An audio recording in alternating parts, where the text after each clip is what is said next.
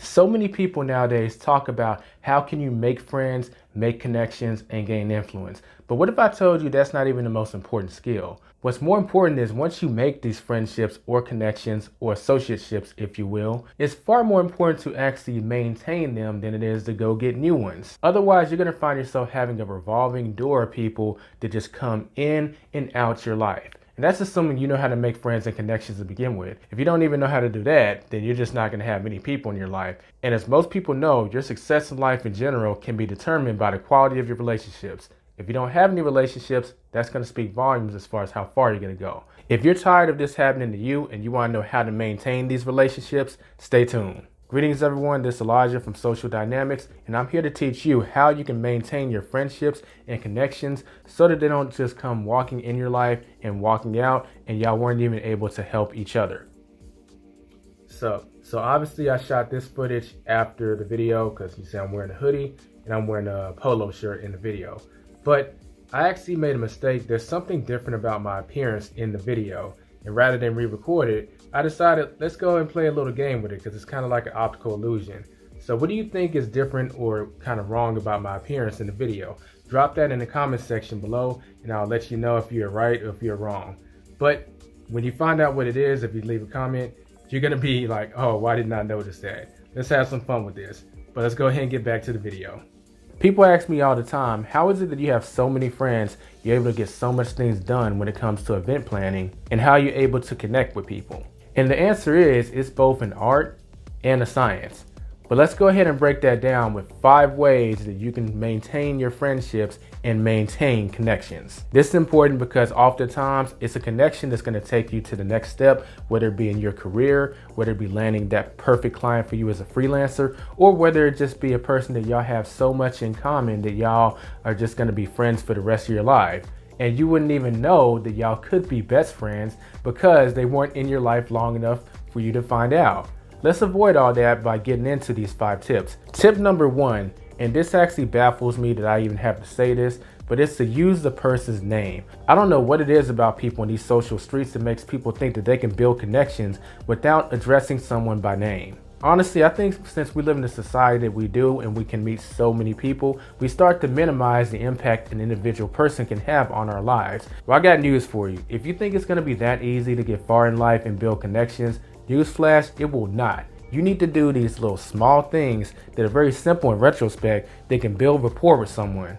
And lucky for you, if you actually do this, you're going to automatically stand out from the crowd because so many people don't use the person's name that they're talking to. Just this morning, I had someone ask me a question about something and they DM'd me on Facebook, and there was no, hey Elijah, or no, hey, it was just, do you know this, this, and this? And my first instinct was actually to not even answer the question, to be honest, because I considered it rude. You're just going to DM me, ask me for my advice on something, and you didn't have the courtesy to just say hi and use my name. I went on and engaged with her, but I'm telling you that a lot of people are thinking that without telling you, and that will be part of the reason they'll start to slip back from your social circle, whether you or they realize it or not. A lot of this is subconscious. I want you to think to the last time you were in the store and you just heard maybe 1 or 2 syllables of your name, not your full name. In my case, I might hear Eli. And I instantly turn around and look around and no one's there. I just come to the conclusion that I may have misheard something, but I didn't have an option on if I was going to try and figure out who said my name or not. And that's not even the full name. So each time you use someone's name, you're building these little rapport points that build up in a person's head and emotions. So just do it. This is one of those tips that applies offline and online. Moving on to our second tip, which is to stand up straight when you're actually talking to someone. This is one of those subtle things that conveys confidence, and it actually conveys that you're paying attention to the conversation. See, if you're slouched over or you're looking the other way, talking to someone but not really facing them, if you can simply just stand up straight when you're talking to someone through body language, you're communicating that you're giving them your undivided attention.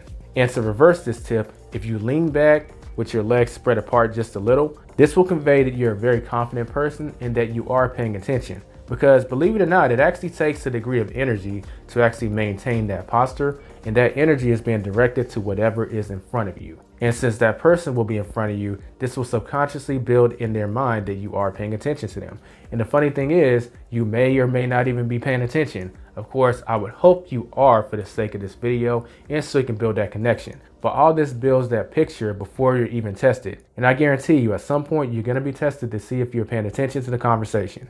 So why not get the cheat code to the test and do these subtle things so that you can start scoring some extra points right off the bat. Real quick, if you're enjoying this video, I gotta ask you to give a thumbs up as it helps me out with the YouTube algorithm. Don't forget to subscribe if you're new, and drop a comment on which tip is your favorite so far or which tip is your favorite later on in the video. I'm sure people have a lot of interesting social scenarios they would like to share about these tips in the comment section. Let's start a little dialogue. Now, let's get back to the video. Tip number 3 is actually for online, because most people you meet in the real world, you're gonna end up engaging with them online anyway, whether it be on Facebook, Twitter, etc. But it's to engage and comment.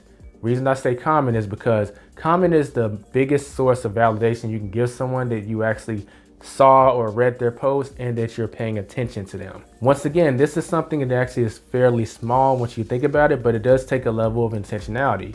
You're scrolling through Facebook, you happen to come across a post and their post is talking about whatever. It could just be maybe they feel like they're struggling in their career now and then they're asking for advice.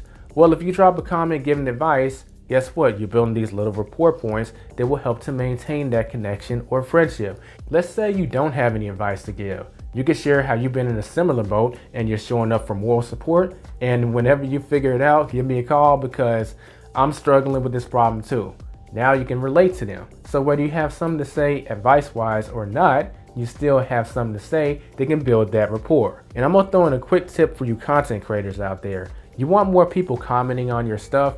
Well, start commenting on other people's posts. And after about 3 or 4 comments on different posts, just DM them and ask, hey, I want to ask you a favor. Could you drop a comment on my video or on my post? It's greatly appreciated. And just monitor who does it. Those who do it, start paying more attention to them on a regular basis when it comes to their posts. And those who don't, you can slowly stop posting comments on their posts. This is how you can actually expose people for not wanting to build a connection with you.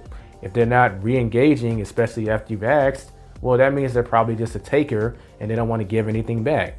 Maybe it's time to let that relationship slowly dissolve. Of course, I'm revealing my hand too much. I'll go into detail on that in another video where I actually share how to subtly get rid of friendships or lower connections. You might ask, why would you want to do that? Well, some people are parasites and all they do is take, and it's draining. So you need to find a polite way to get them out your life. That's a very important skill. Subscribe if you want to see that video so you can be notified when it drops. Tip number 4, refer to something that y'all talked about in the last conversation y'all had or the last interaction y'all had. This reinforces that you are actually paying attention to what they said during the conversation. And as a bonus tip, I would actually take the engagement out of that statement I just said and just say convo.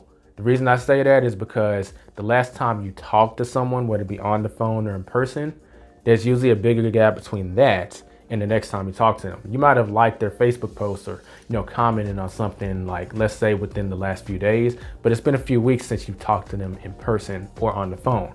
If you actually remember what y'all talked about on the phone, that goes a long way towards establishing rapport.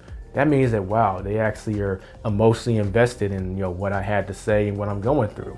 Before you know it, this is when friendships and connections start to build. And when you need help with something and you put it out there, they may know someone or be able to help you with it, and they're going to be emotionally invested in your success because you were emotionally invested in what they had going on.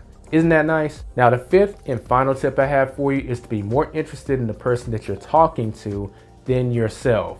This is kind of like a summary of all the tips I've shared so far. Think about it. If you use a person's name, you're intentional about your body language, you engage with their content on a regular basis, and you remember what they're talking about when you talk, you have to be interested in the person. And that's what people really want from any conversation, is to be heard and understood. Shout out to G Wiz for bringing this point up during my Vid Summit panel, where we talked about how to build relationships and get interviews with public speakers at big ticket events. Gregory, I know you got a chance to interview a lot of people like me, including some of the speakers, some of the bigger YouTubers.